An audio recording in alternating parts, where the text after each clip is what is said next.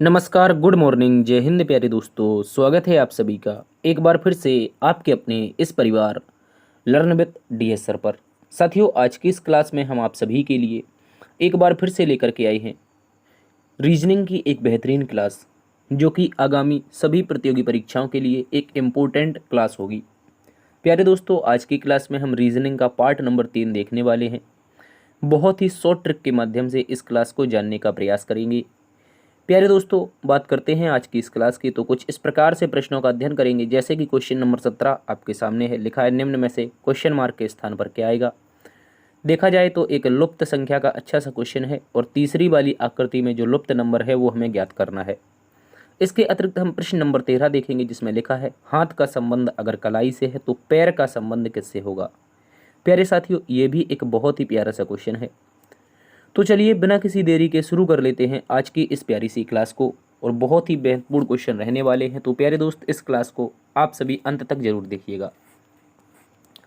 अगर दोस्तों हम बात करते हैं आज की इस क्लास के बारे में, तो कौन कौन से एग्जाम के लिए ये क्लास इंपॉर्टेंट रहने वाली है, याद रखेंगे प्यारे दोस्त। कौन कौन से एग्जाम, तो एसएससी जीडी आने वाले दिनों में है, एमटीएस का exam, CHSL, CPO, CGL, UPSI, UP police, Bihar police, Agniveer, clerk, Rajasthan police, Delhi police, railway group D, NTPC का एग्ज़ाम भी आने वाले दिनों में है, डीएफसीसीआईएल का एग्ज़ाम, एएलपी का exam, IBPS, navy, Madhya Pradesh police, CRPF, DRDO, CISF, ITBP, CTET, DSSSB, UKPSC, दरोगा, UP triple SC PET, UPPSC, MPPSC, BPSC, super TET, UP PET तथा यूपी टेट, ये जितनी भी प्रतियोगी परीक्षाएं होती हैं, इन सभी परीक्षाओं के लिए आज की क्लास एक बहुत ही शानदार क्लास साबित होने वाली है।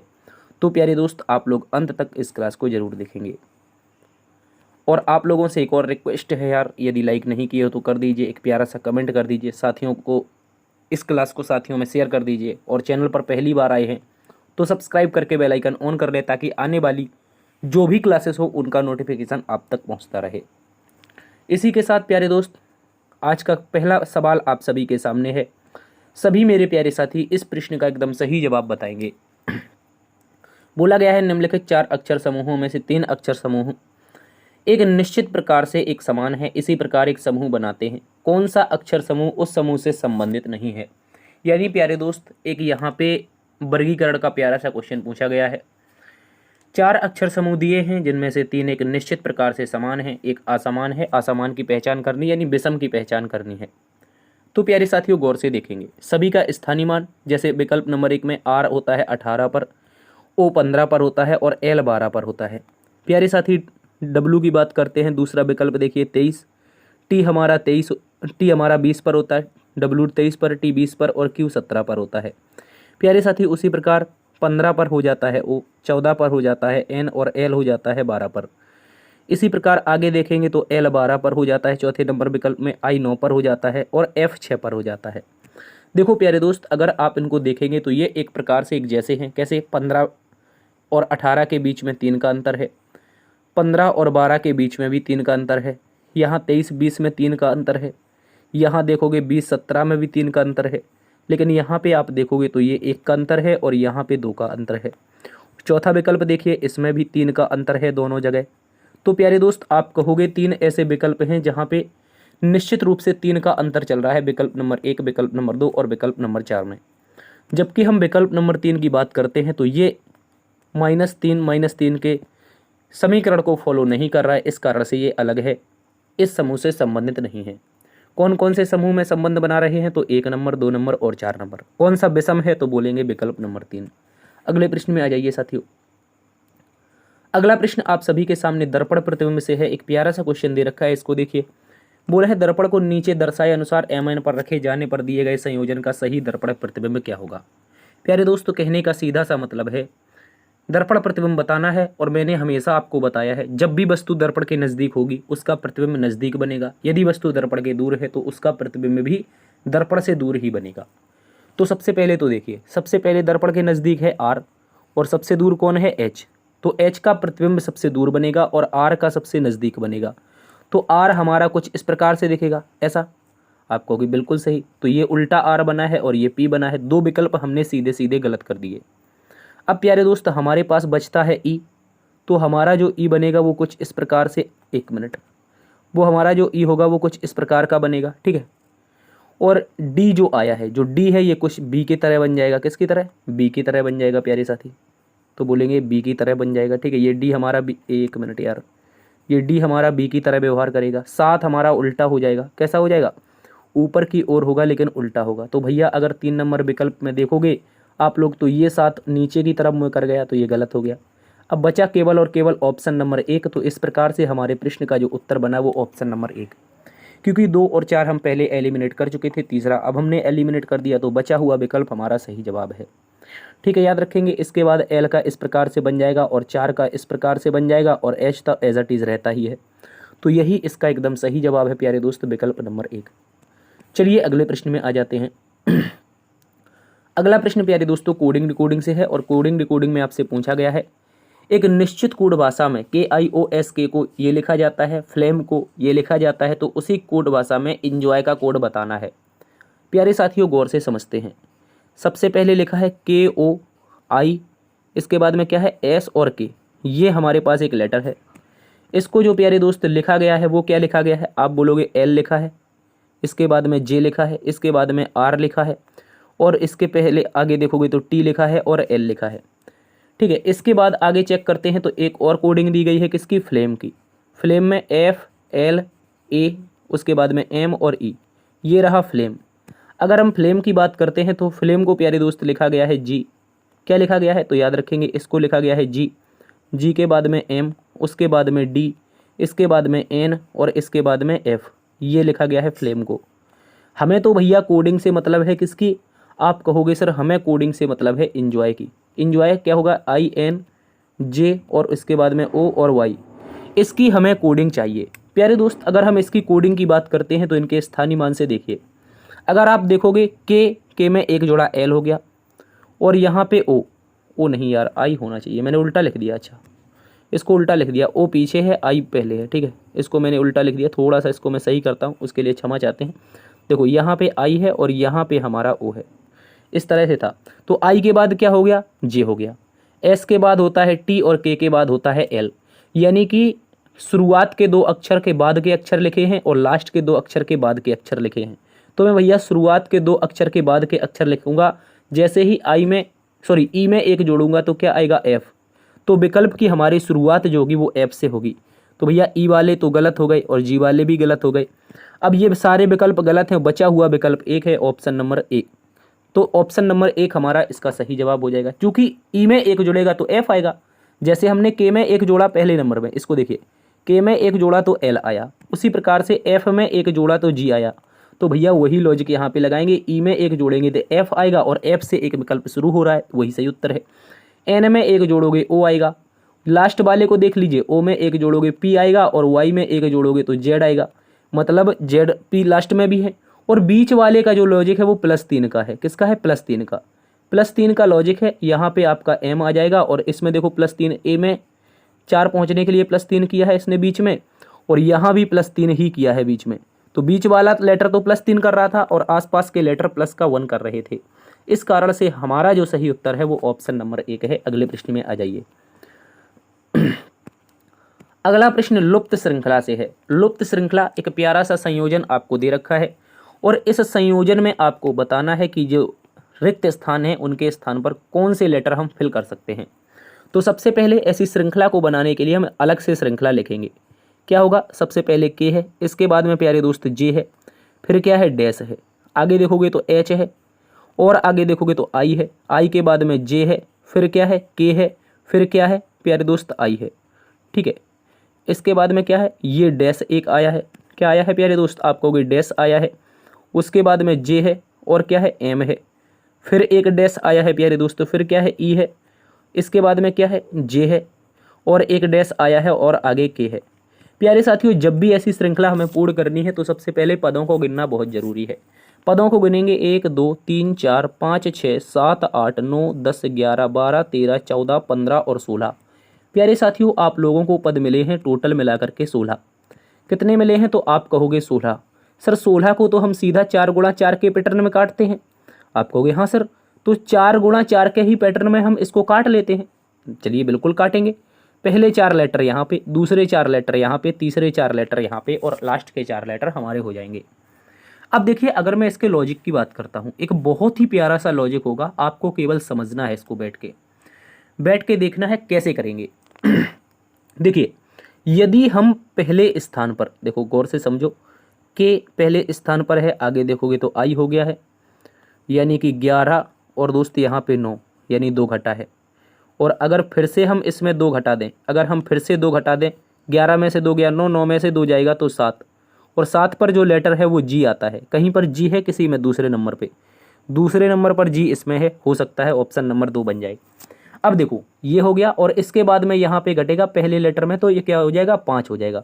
यानी कि पहले लेटर का जब हमने इस श्रृंखला में पहले लेटर से संबंध बनाया तो निश्चित रूप से हमारा 2 घट रहा था, क्रम से हमारा प्यारे दोस्त 2 घट रहा था। अगर हम दूसरे का दूसरे से संबंध बनाए तो दूसरा लेटर जे है हमारा, दूसरा लेटर इसमें भी जे है, यहाँ भी जे है और यहाँ भी जे है, तो यानी दूसरा लेटर एक निश्चित रूप से एक जैसा रह रहा है, कोई बदलाव नहीं हुआ है। अब अगर हम तीसरे लेटर की बात करते हैं प्यारे साथियों, अगर हम तीसरे लेटर की यहाँ पे बात कर लें तो तीसरा लेटर कौन है, के 11 पर होता है, एम 13 पर होता है प्यारे दोस्त, कितना, एम 13 पर होता है। तो अगर के 11 में 2 जुड़ा है, 13 हुआ है, तो 13 में तीसरे लेटर पर आगे जाने के लिए 11 2 13, 13 2 15, मतलब अगली बार में 15 आना चाहिए, और 15 पर होता है ओ, क्या होता है, 15 पर होता है ओ। तो प्यारे साथियों हम 3 लेटर भर चुके हैं, 3 लेटर भर चुके हैं, कौन कौन से, एक तो ओ हमने भर लिया, एक हमने प्यारे दोस्त जे भर लिया है, कौन सा जे, और एक हमने यहाँ पे क्या भर लिया है, एक हमने यहाँ पे जी भर लिया है। एक मिनट दादा, एक तो हमने ओ भर लिया, दूसरा हमने जे भर लिया, और कुछ तो गड़बड़ कर दी मैंने, हाँ दूसरा हमने जे भर लिया। यहाँ से देखो मैं बताता हूँ कैसे, चौथे लेटर का संबंध बना के आपको बताता हूँ कैसे हमने भरा है। देखो गौर से देखो, चौथा लेटर यहाँ पे एच 8 पर है, और चौथे लेटर में जाएंगे, एक जुड़ेगा, 8 1 9, और दोस्त 9 में एक यहाँ पे हम और जोड़ देंगे, 9 में एक जोड़ेंगे तो 10 आ जाएगा, और प्यारे दोस्त 10 में एक जोड़ेंगे तो 11 आ जाएगा, यानी कि के। देखो आई चौथा लेटर, अगर गौर से देखो आप, यहाँ पे एच था, 8 में एक जोड़ा 9 हुआ, आई आया, फिर एक जुड़ेगा तो जे आएगा 10 पे, उसके बाद में एक जुड़ेगा तो 11 के हमारा ऑलरेडी रखा हुआ है। अब देखो हमें तो केवल और केवल वो लेटर निकालने हैं जो हमने फुलफिल किए हैं, यानी कि यहाँ पे जो हमारे द्वारा भरे गए हैं। तो हमने सबसे पहले लास्ट में ओ भरा था, उसके पहले क्या भरा था प्यारे दोस्त, जे भरा था, और उसके पहले क्या भरा था, हमने ये वाला जी भरा था, और इसके पहले एक और लेटर भरना है जो कि हम तीसरे नंबर पर आई भर देंगे। क्या भर देंगे, आई, यहाँ पे आई भर देंगे। क्यों, क्योंकि तीसरे लेटर में आई के बाद 2 जुड़ेगा 11 हो जाएगा, और 11 में 2 जुड़ेगा 13 हो जाएगा, वो मैं पहले आपको बता चुका हूँ, और 13 में 2 जुड़ेगा 15, ये हम पहले बता चुके हैं, ठीक है। तो यहाँ पे हमारा आई आ जाएगा। तो हमने कौन कौन से भरे, ग्रीन वाले कलर से, देखो ग्रीन कलर से पहले हमने आई भरा है, उसके बाद में प्यारे दोस्त जी भरा है, उसके बाद में क्या भरा, उसके बाद में जे भरा है, और अंत में हमने ओ भरा है। यानी प्रश्न का जो उत्तर है हमारे अनुसार वो आया है IGJO। IGJO हमें ऑप्शन नंबर 2 में दिया है, ये इसका प्यारे साथियों एकदम सही जवाब है। ये एक बहुत ही एडवांस लेवल की श्रृंखला थी, और यहाँ पे जो लुप्त अंक थे वो अगले बढ़ते हुए क्रम में बना रहे थे। पहले का संबंध पहले से, दूसरे का दूसरे से, इस प्रकार से लॉजिक था। लेकिन जो हमारा दूसरा लेटर था जे, वो सभी में निश्चित रूप से समान था। पहले में भी जे यहाँ पे था, दूसरे में भी जे था, तीसरे में भी जे था, चौथे में भी जे था। तो आई होप आप ये प्रश्न समझ गए होंगे। अगर नहीं समझे तो एक बार फिर से इसको देखिएगा, आपको अच्छे से समझ में आ जाएगा। हम चलते हैं अगले प्रश्न की तरफ। अगला प्रश्न प्यारे दोस्तों हम लोगों के पास में है, क्वेश्चन नंबर 5। बोला गया है उस शब्द युग्म का चयन कीजिए जो नीचे दिए गए शब्दों के युग्म में व्यक्त किए गए समान संबंध को सबसे अच्छा निरूपित करता है। प्यारे दोस्त अगर हम बात करते हैं निरंतर की, यानी कि कंटिन्यू, व्यवधान यानी स्टॉपेज। प्यारे दोस्त गौर से समझना है, निरंतर चलता रहता है कोई व्यक्ति, और व्यवधान यानी व्यक्ति रुक जाता है। मेरी बात समझो, मैंने कहा कोई हम काम कर रहे थे, मैंने कहा भैया मैं कोई काम कर रहा था, वो मेरा काम कंटिन्यू चल रहा था, काम चल रहा था, कोई दिक्कत नहीं। लेकिन अब मैं काम कर रहा था प्यारे दोस्त, व्यवधान आ गया। काम चल रहा था, काम में व्यवधान आया है, एक दूसरे के क्या हैं भैया, विपरीत हैं। क्या है प्यारे साथी, आप कहोगे विपरीत हैं। बोलो, निरंतर का जो विपरीत होता है वो व्यवधान होता है, इस बात को आप सभी अच्छे से याद रखेंगे, ठीक है। निरंतर का विपरीत व्यवधान होता है, इस बात को याद रखना है। बात करते हैं गाय के विपरीत के, तो गलत हो जाएगा, भैंस नहीं होता है। सकुशल का सुरक्षित, ये एक जैसे हैं। जोड़ना मिलाना, ये भी एक जैसे हैं। लेकिन प्यारे दोस्तों हमें तो विपरीत निकालना है, एक जैसे तो निकालने नहीं, तो ये भी गलत, ये भी गलत। अब विपरीत में बचा अटारी का तहखाना, यानी अटारी एक ऊंची अटरिया और तहखाना मतलब हमारा नीचे का जैसे आपने देखा होगा पुराने ज़माने में क्या होता था, एक अटारी बनाई जाती थी, उसके बाद में घर के अंदर एक तहखाना भी बनाया जाता था। तो अटारी घर के ऊपर का हिस्सा और तहखाना घर के नीचे का हिस्सा। तो ये भी क्या हो गए, ये भी भैया विपरीत हो गए, और विपरीत का ही हमें संबंध बताना था। तो विकल्प नंबर 4 हमारा इसका एकदम सही जवाब हो जाएगा। ठीक है प्यारे साथियों, अगले प्रश्न में आ जाओ।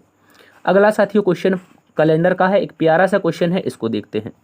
प्यारे दोस्तों बोला गया है 15 दिसंबर 2006 को शुक्रवार है, तो 13 अक्टूबर 2009 को कौन सा दिन होगा। बात को समझना है, समय 2006 से 2009 पे जा रहे हैं। कब जा रहे हैं, 2006 से 2009 पे जा रहे हैं। ठीक है, अच्छे से समझना है। तो मैं बात करता हूं अगर 2006 की, तो 2006 में बचे हुए दिन दिसंबर के बचेंगे। ठीक है, 2006। अब ये तो 2006 था, गौर से समझना है, ये 2000 हमारे पास 6 था, दिसंबर का महीना है केवल। दोस्त हमारे पास 2007 आया है, गौर से समझना है प्यारे साथी, हमारे पास 2007 आया है। अगर हम 2007 में 13 अक्टूबर तक चले जाते हैं तो हमारा उत्तर आसानी से आ जाएगा। देखो कैसे, हमने कहा सर जी जनवरी, जनवरी के बाद में फरवरी, फरवरी के बाद में मार्च, मार्च के बाद में अप्रैल, अप्रैल के बाद में मई, मई के बाद में जून, और जून के बाद में जुलाई, जुलाई के बाद में अगस्त, जून जुलाई फिर अगस्त, अगस्त के बाद सितंबर, सितंबर के बाद अक्टूबर। अगर मैं यहाँ तक जाता हूँ तो मेरी बात समझना प्यारे दोस्त कैसे, दिसंबर में बचे हुए रिमाइंडर कितने दिन, 15 चले गए तो 16 दिन बचे, चूँकि 31 होते हैं। जनवरी में भी 31 दिन होते हैं, इसका जो रिमाइंडर बचता है 3। फरवरी 2007 28 दिनों की होगी, कोई लीप वर्ष नहीं, तो इस कारण से 0 रिमाइंडर। मार्च आपकी 31 दिनों की 3 रिमाइंडर, अप्रैल में 2 रिमाइंडर, मई में 3 रिमाइंडर, जून में 2 रिमाइंडर, जुलाई में 3 रिमाइंडर, अगस्त में 3 रिमाइंडर, सितंबर में 2 रिमाइंडर। अब अक्टूबर में जाना है 13 अक्टूबर तक। कब तक, 13 अक्टूबर का। तो हम ये लिख लेते हैं। ठीक है, ये 13 अक्टूबर हमने लिख लिया। अब देखो मेरी बात समझना, ये जितने भी हमारे पास नंबर आए हैं इन सभी नंबर को जोड़ करके आप 7 से भाग लगा दीजिए।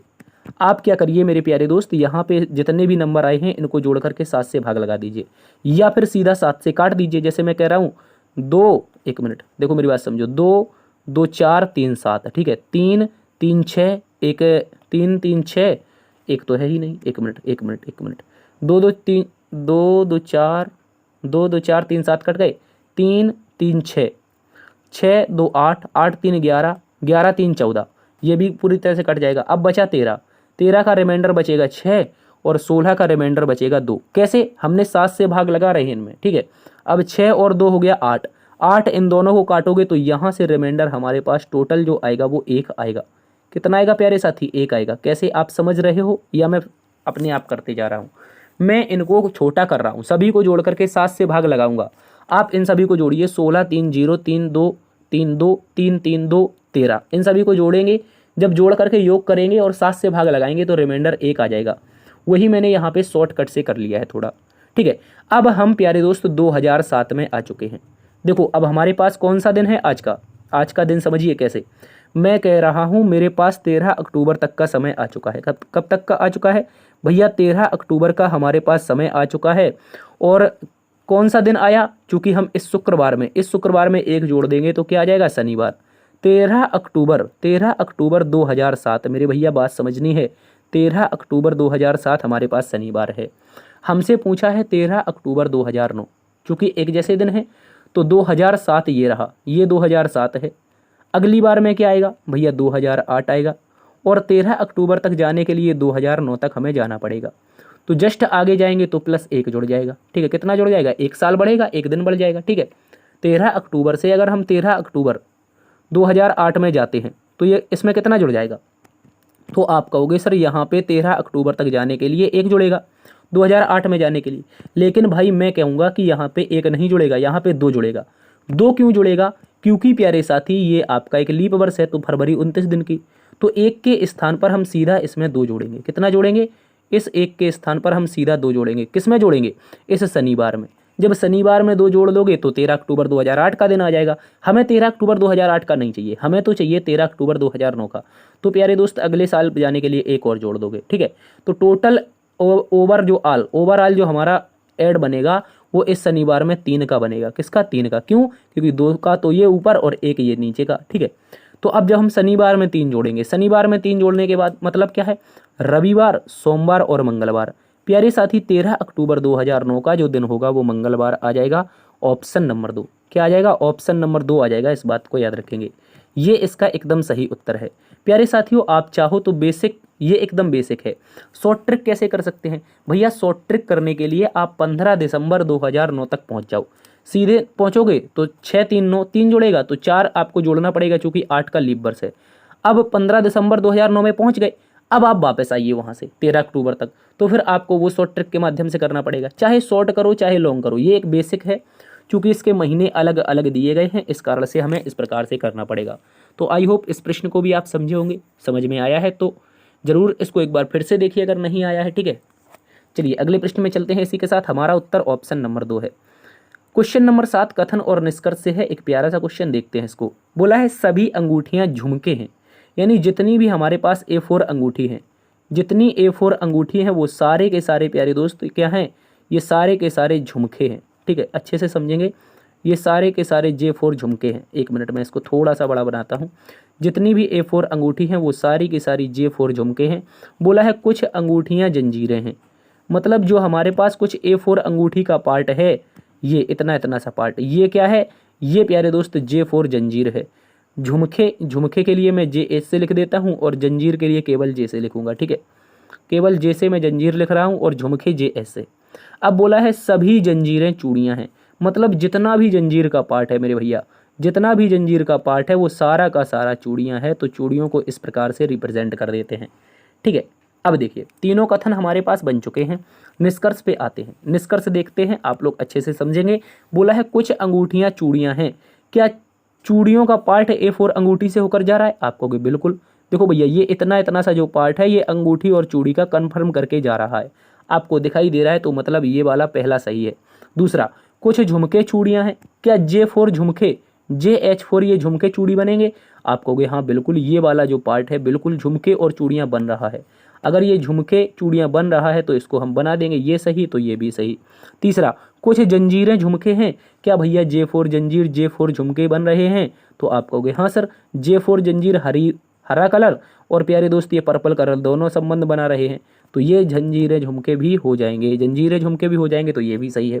अब भैया तीनों सही हैं तो आप बोल दोगे यहाँ से 1 2 3 सभी अनुसरण करते हैं, ऑल कंक्लूजन आर राइट, ठीक है, याद रखेंगे। अगले प्रश्न में आ जाइए।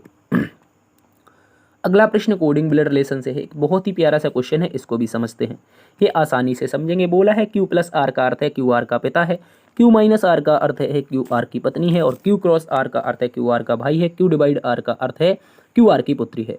यानी एक प्रकार से कोडिंग दे रखी है प्लस माइनस गुणा भाग की, लेकिन हमें उत्तर बताना है केवल और केवल इसके बारे में। इसका सही जवाब क्या होगा? पहले 2 लेटर के बीच में माइनस है, माइनस का मतलब क्या है? आगे वाली पीछे वाले की पत्नी है, तो मैं कहूँगा जो M है ये पत्नी है प्यारे दोस्त। इनकी शादी कराएंगे किससे? आप कहोगे सर इनकी शादी होगी N से, ठीक है, अच्छे से याद रखेंगे, तो ये पति हो जाएगा। अगर आगे वाली पत्नी है तो पीछे वाला इसका पति हो जाएगा, ठीक है। अब प्यारे दोस्त बोला है प्लस, प्लस का मतलब था आगे वाला पीछे वाले का पिता है, तो भैया आगे इनमें कौन है? इनमें आगे N है, तो N पिता हो जाएगा किसका? प्यारे साथी याद रखेंगे आप लोग, किसका हो जाएगा? N पिता हो जाएगा O का, ठीक है, याद रखेंगे। अब प्रश्न में पूछा है क्या इसका सही अर्थ है? अच्छा, अर्थ पूछा है, इसका अर्थ क्या होगा? तो देखो, क्या MO की माता है? क्या MO की माता है? आप कहोगे हाँ बिल्कुल सही है, पहला ही सही हो गया। अब कह रहा है MO का भाई है, MO का भाई बिल्कुल नहीं है मेरे भाई। MO का पिता है? नहीं। MO की पुत्री है? नहीं। M कौन है? M भैया O की कौन है? मम्मी जी हैं, मम्मी जी, माता जी, याद रखेंगे। ऑप्शन नंबर 1 इसका सही जवाब है। चलिए इसी के साथ अगले प्रश्न में आ जाते हैं। अगला प्रश्न हमारे पास अक्षर श्रृंखला से है। अक्षर श्रृंखला में बोला है अंग्रेजी वर्णमाला क्रम के आधार पर दी गई श्रृंखला में क्वेश्चन मार्क के स्थान पर क्या आएगा? तो भैया मैंने इसमें भी आपको बताया है, जब भी ऐसा क्वेश्चन आता है पहले का संबंध पहले से, दूसरे का दूसरे से और तीसरे का तीसरे से आप बनाते जाइए। जैसे ही आप बनाते जाओगे आपका उत्तर आ जाएगा। देखो मैं कह रहा हूँ सबसे पहले Z है, R है और कौन है? J है, ये 3 है। इसके बाद में E, U और K है, EU K है। इसके बाद में J है और इसके बाद में X है। क्या है प्यारे दोस्त? J के साथ में कौन है? J के साथ में X है और इसके बाद में L है। अब एक हमारे पास कह सकते हैं क्वेश्चन मार्क यानी कि बॉक्स, और आगे क्या है? T, D और N ये दे रखा है। अब देखिए हमने हमेशा बताया है पहले का संबंध पहले से। यहाँ पे देखिए ये 26 है, 26 में अगर हम 5 जोड़ेंगे तो क्या हो जाएगा? 30, यानी 26 नहीं नहीं, 26 में अगर हम 5 जोड़ेंगे तो हाँ, तो 26 में 5 जोड़ोगे तो 5 ही आएगा, चूंकि वर्णमाला जो होती है, अंग्रेजी वर्णमाला, अंग्रेजी अल्फ़ाबेट जो होते हैं वो 26 तक ही होते हैं। 26 में जैसे ही 5 जोड़ोगे मतलब ए बी सी डी और ई, तो कौन सा लेटर आ जाएगा 5 जोड़ने पर? ई आ जाएगा प्यारे दोस्त। क्या आ जाएगा? ई। तो वही हमारा यहाँ पे सीधा का सीधा क्या जुड़ा है प्यारे दोस्त? 5 जुड़ा है। और आगे पहले लेटर का पहले से बनाओगे 5 5 10, फिर से 5 जुड़ा है भाई। अब 2 बार 5 जुड़ा है तो तीसरी बार बिल्कुल 5 जुड़ेगा। अब जब 5 जुड़ेगा 10 में 5 तो 15, और 15 पर जो लेटर होता है वो ओ होता है। क्या होता है? ओ। यानी विकल्प की जो शुरुआत होगी मेरे भैया ओ से होगी, और ओ से शुरू होने वाला एकमात्र विकल्प कौन है? 3 नंबर का। तो 3 इसका सही उत्तर हो जाएगा, OAM। ठीक है, आगे याद रखेंगे, आगे वाले में 3 जुड़ रहा है, उसके बाद में 1 1 जुड़ रहा है। ठीक है, अच्छे से समझ लीजिए। दूसरे वाले का जब दूसरे से संबंध बनाएंगे क्रम से, सभी में 3 जुड़ेगा, और तीसरे वाले का तीसरे से जब क्रम से संबंध बनाएंगे सभी में 1 जुड़ रहा है। ऑप्शन नंबर 3 हमारा एकदम सही उत्तर है। अगले प्रश्न में आ जाइए। अगला प्रश्न बोला है एक निश्चित तर्क का अनुसरण करते हुए 11 55 से संबंधित है। क्या कह रहा है? एक निश्चित तर्क का अनुसरण करते हुए 11 किससे है? 55 से संबंधित है। प्यारे दोस्त 22 हमारा 110 से संबंधित है। किससे है? 22 हमारा किससे है भैया? 110 से संबंधित है। तो पूछा है 44 का संबंध किससे हो जाएगा? 44 निम्नलिखित में से किससे संबंधित होगा? गौर से समझना है। 11 दूनी 22 भैया क्या है? 11 का गुणा 2 बार में। 22 दूनी 44, 22 का गुणा 2 बार में। ठीक है, 55 दूनी 110 भैया, अगली बार में भी यही लॉजिक लग जाएगा। 110 दूनी 220। तो प्यारे साथी हमारे प्रश्न का जो उत्तर आएगा वो 220 आएगा, और 220 आपको यहाँ पे दे रखा है, आपको दे रखा है ऑप्शन नंबर 4 में। तो इस प्रश्न का जो उत्तर होगा वो ऑप्शन नंबर 4 हो जाएगा। ठीक है, अच्छे से समझेंगे। 11 पचे 55, 22 पंचे 110, तो 44 पंचे 220 आपका एकदम सही उत्तर है। चलिए इसी के साथ साथ ही 10वें नंबर प्रश्न में आते हैं। 10वां नंबर प्रश्न भी एक श्रृंखला का प्यारा सा क्वेश्चन है। बोला दी गई श्रृंखला में प्रश्न चिन्ह के स्थान पर क्या आना चाहिए? गौर से समझिए। सबसे पहले आपके पास 162 है। देखो इसमें कोई रॉकेट साइंस नहीं, आसान श्रृंखला है। 62 5 67, 67 5 72, 5 77 और 77 5 82, तो 82 5 प्यारे दोस्तों 87। प्रश्न का उत्तर हो जाएगा ऑप्शन नंबर 1 187 इसका सही जवाब है। श्रृंखला में क्रम से हर एक में 5 जुड़ रहा था। क्या हो रहा था? हर एक में क्रम से 5 जुड़ रहा था। 182 में 5 जोड़ोगे तो 187 आपका सही उत्तर है। अगले प्रश्न में आइए प्यारे दोस्त। अगला प्रश्न पासा से है और ओपन डाइस का एक बेहतरीन क्वेश्चन आपके सामने है। बोला यदि नीचे दी गई सीट को मोड़कर एक घन बनाया जाए तो के विपरीत फलक पर कौन सा अक्षर होगा? क्या बोला है? के विपरीत। भैया के कहाँ पे है? ये रहा। मैंने हमेशा बताया है जब भी एक खुला घन हो या खुला पासा हो तो प्रत्येक तीसरी सतह अपोजिट होती है। मतलब हम जे को छोड़ देंगे, के अपोजिट में कौन आ जाएगा? एम आ जाएगा। ठीक है, के अपोजिट में एम आएगा तो एम इसका सही उत्तर है। क्या है प्यारे दोस्त? एम इसका सही उत्तर है। अगर यहाँ पे पूछ ले एच के अपोजिट क्या होगा? एच के अपोजिट हम जेड लाइन बनाएंगे। क्या बनाएंगे? Z line. कैसे? यहाँ से शुरू करेंगे, ऐसे करके ऐसे ये बना देंगे। ठीक है, अब प्यारे दोस्त एच के अपोजिट तो ए आई आ गया, और के अपोजिट क्या आ गया? आपको के अपोजिट एम आ गया। अब बच कौन रहा है? सॉरी, ये आई नहीं है, ये आई नहीं, ये तो एल है ना। ये तो लास्ट में जो हमने बनाया है ये वाला तो एल है ना, एल दे रखा है। ठीक है, अब बच रहा है हमारे पास जे, तो जे के अपोजिट में आई आ जाएगा। ठीक है, याद रखेंगे प्रत्येक तीसरी सतह अपोजिट होती है। उसने केवल और केवल के का पूछा था, हमने सभी का आपको बता दिया है। अगले प्रश्न में आ जाइए। अगला प्रश्न एक और दर्पण प्रतिबिंब से प्यारा सा क्वेश्चन दे रखा है, चलिए देखते हैं।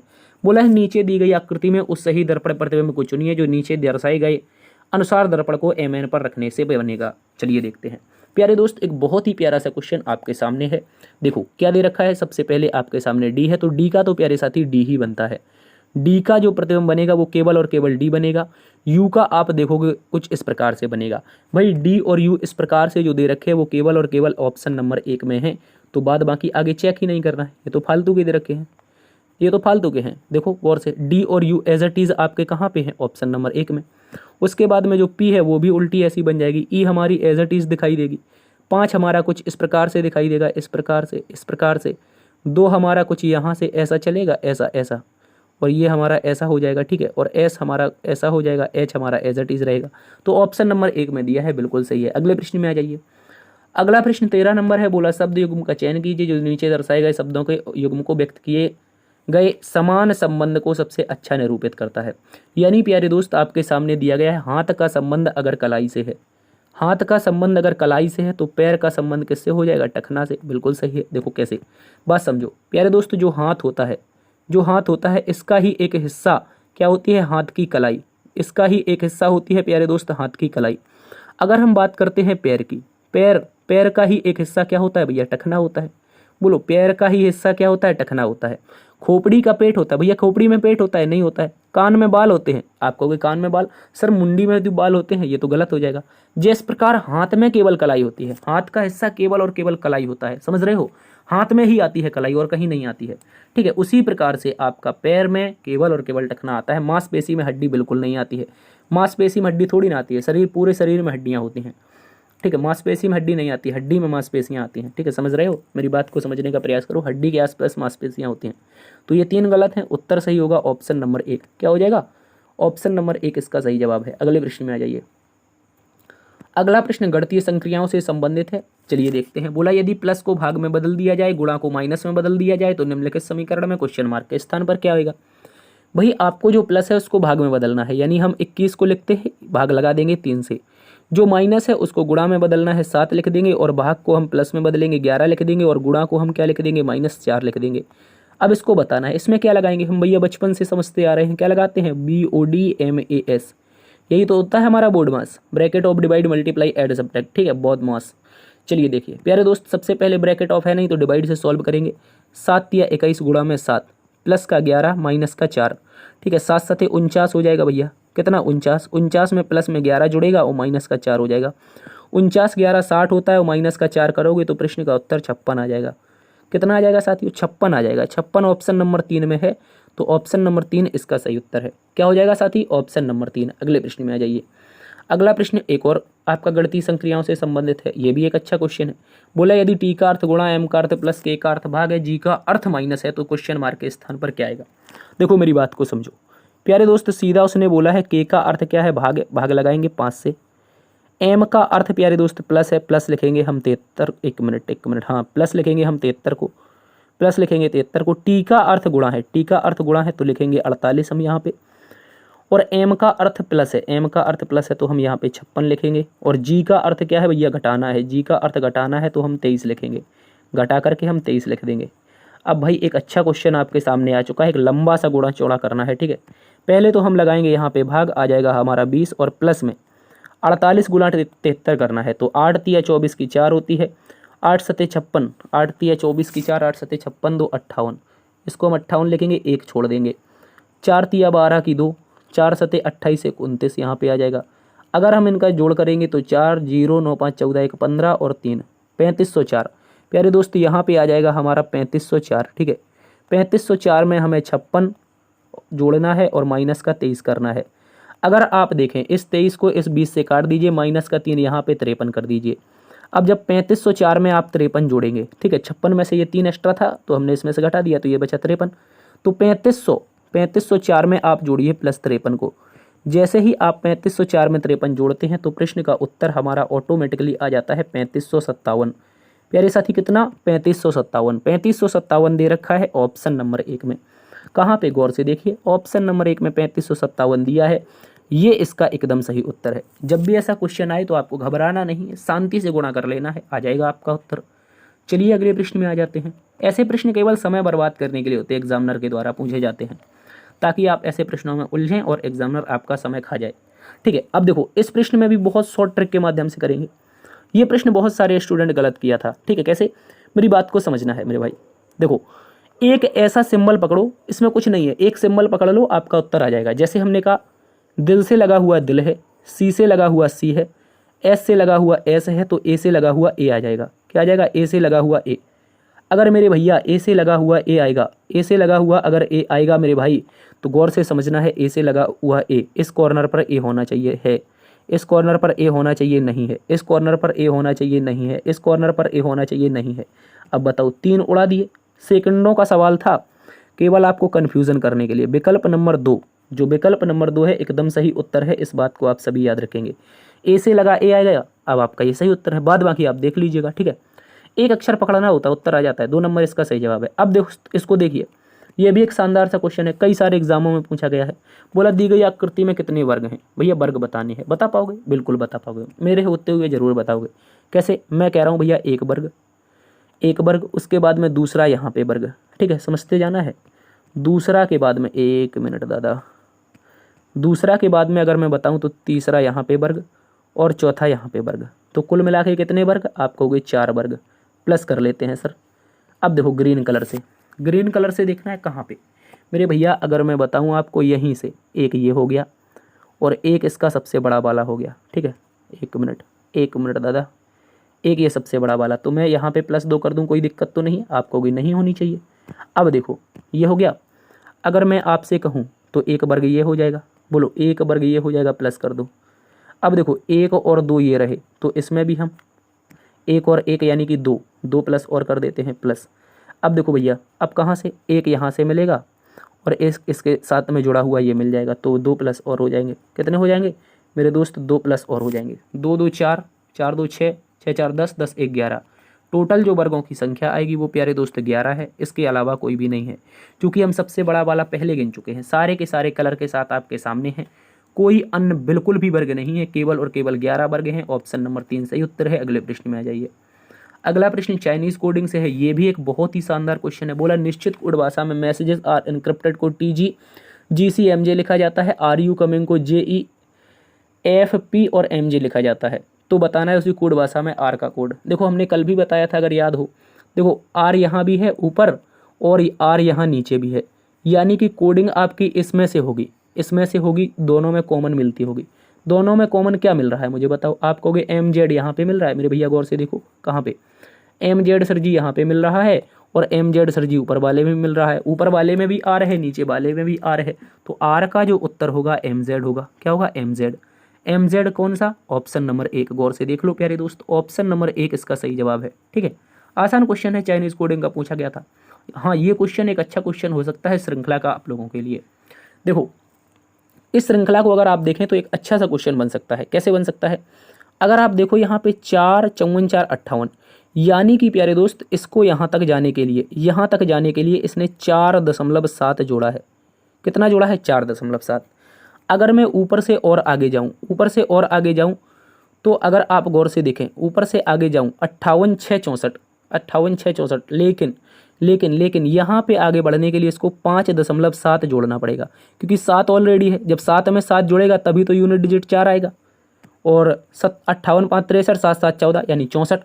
ठीक है, याद रखेंगे। अब यहाँ से हमें आगे जाने के लिए कितना? 64 6 70 यानी कि 6.7 जोड़ना पड़ेगा, 6.7। और आगे जाओगे तो श्रृंखला अब बन चुकी है पूरी तरह से, आप समझ गए होंगे। यहाँ पे 7.7 जुड़ेगा और आगे बढ़ोगे क्वेश्चन मार्क के स्थान पर आने के लिए आपको 8.7 जोड़ना पड़ेगा। जब भाई आप 78.8 में, कितने में? 78.8 में 8.7 जोड़ोगे, 8.7 जोड़ोगे तो 7 8 15 की 5 हासिल आई 1, यहाँ पे हो जाएगा 8 8 16 1 17। ठीक है, हासिल 1 7 1 8, यानी कि प्रश्न का जो उत्तर होगा वो प्यारे साथियों 87.5 होगा। कितना होगा? 87.5 होगा। ऑप्शन नंबर 4 में दिया है, ये इसका एकदम सही उत्तर है। प्यारे दोस्तों लॉजिक क्या था? लॉजिक था पहले 4.7 जोड़ा, फिर 5.7 जोड़ा, फिर 6.7 जोड़ा, फिर 7.7 जोड़ा, तो अगली बार में 8.7 जोड़ेगा, उत्तर आ जाएगा 87.5। चलिए इसी के साथ आज का अंतिम प्रश्न आपके सामने है। बोला है निम्नलिखित प्रश्न में लुप्त संख्या ज्ञात कीजिए। भैया कहाँ पे है? ये रही लुप्त संख्या। देखो बताते हैं कैसे करते हैं। भाई एक बहुत ही प्यारा सा क्वेश्चन है। आपको करना क्या है? आसपास के जो भी छोटे नंबर हैं इनका आपस में मल्टीप्लाई करो। 7 गुणा में 2 गुणा में 3। जैसे ही आप करोगे 7 तिया 21 दूनी 42 यहाँ पे आ जाएगा, यानी सबसे बड़ी संख्या आपके पास आ चुकी है तीनों का गुणा करने के बाद। इसी प्रकार से मेरे दोस्त यहाँ भी करेंगे 2 1 और 9, इनका भी गुणा करेंगे। क्या करेंगे? 9 मल्टीप्लाई में 1 मल्टीप्लाई में 2, 9 एकम 9 दूनी 18। कितना हो जाएगा प्यारे दोस्त? 18 आपका आ चुका है, यानी सबसे बड़ी वाली संख्या आपके पास में है तीनों का गुणा करने के बाद। अब हम क्या करेंगे साथी? हम करेंगे -3 का गुणा, -2 का गुणा और 5 का गुणा। देखो गौर से समझो कैसे। मैंने कहा 5 मल्टीप्लाई में -2 मल्टीप्लाई में -3। देखो जब गुणा होगा तो 2 बार माइनस है, ये प्लस में बदल जाएगा। 5 दूनी 10 तिया 30। प्रश्न का जो उत्तर होगा वो प्यारे दोस्त 30 आ जाएगा। कितना आ जाएगा? 30। अगर इस क्वेश्चन मार्क को देखा जाए तो इसके स्थान पर हम रख देंगे 30, तो हमारी श्रृंखला पूरी हो जाएगी, यानी लुप्त अंक हमें पता चल जाएगा। कितना? 30 ऑप्शन नंबर 4 में है। देखो ये माइनस का 30 है जो गलत है, क्योंकि जब हम गुणा करेंगे तो माइनस माइनस प्लस हो जाएगा, तो उत्तर आएगा पॉजिटिव 30 आएगा, यानी प्लस का 30 आएगा। ऑप्शन नंबर 4 एकदम सही है। तो मेरे प्यारे साथियों फिलहाल आज की क्लास में इतना ही। उम्मीद है क्लास आपको पसंद आई होगी। यदि पसंद आई है तो लाइक शेयर सब्सक्राइब करना बिल्कुल भी मत भूलिएगा। मिलते हैं एक नई वीडियो में, तब तक के लिए अपना ख्याल रखना। जय हिंद, जय भारत, जय माँ सरस्वती।